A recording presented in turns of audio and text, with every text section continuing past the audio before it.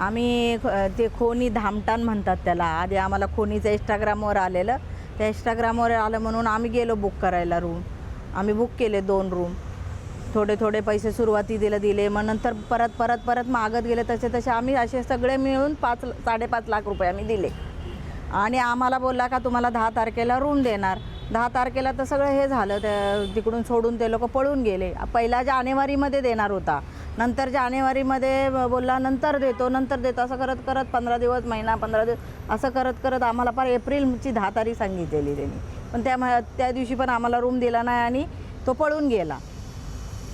असं 200-250 लोकांना फसवलंय. 3च रूम बांधले, तेवढे 3 रूम त्यांनी 200-250 लोकांना दाखवले आणि सगळ्यांकडून पहिले पैसे घेतलेत.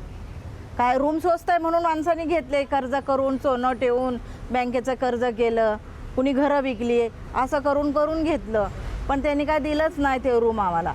आम्हाला फक्त आमचे पैसे मिळाले पाहिजे. आम्हाला रूम पण नको आणि काहीच नको, आम्हाला आमचे पैसे पाहिजे.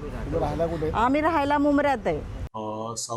साई मौली कन्स्ट्रक्शन कोणेगाव या कंपनीच्या माध्यमातून आरोपितांनी आर्थिक फसवणूक केली होती. गोरगरीब जनतेला त्यांनी स्वस्तात घर देण्याचं आमिष दाखवून आणि त्याबाबत सोशल मीडियावरून त्याची प्रसिद्धी देऊन ग्राहकांना आकर्षित केलं होतं आणि त्या माध्यमातून त्यांनी आर्थिक फसवणूक केलेली आहे. यात सुमारे 140 लोकांची आर्थिक फसवणूक होऊन त्यातून 1,70,00,000 रुपयाची रक्कम त्यांनी हडप केलेली आहे जवळपास. आणि त्या उद्देशाने गुन्ह्याचा तपास चालू होता.